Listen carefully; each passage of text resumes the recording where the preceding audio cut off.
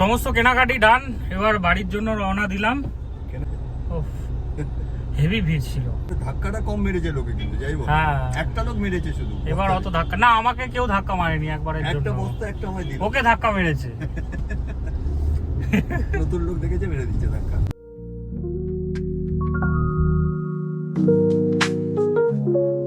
দাঁড়ালাম ছোট্ট একটা টি ব্রেকের জন্য। আগের বারও এখানে দাঁড়িয়ে আমরা চা খেয়েছিলাম, খুব সুন্দর চা বানায়, খুব সুন্দর চাটা বানিয়েছে। বাড়িতে এসে গেছি ফাইনালি।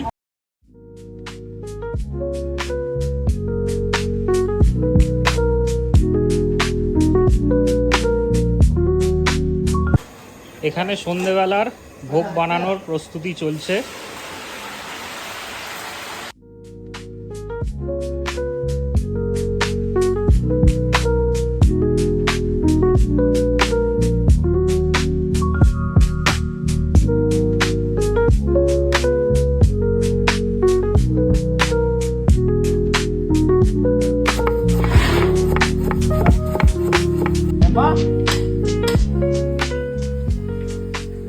এই আমাদের জ্যাঠামণি, বাড়ির কর্তা, ভোগের দায়িত্বে রয়েছে, সুপারভাইজ করছেন সবাইকে যাতে ঠিকঠাক ভাবে সবকিছু হয়।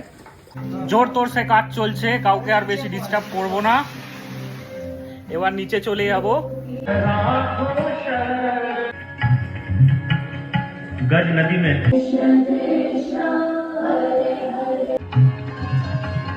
लेकिन यदि हम गहराई में जाएं, তোমরা সবাই ভালো করে কাজ করো, ঠিক আছে? ফাঁকিবাজি মারবে না কিন্তু।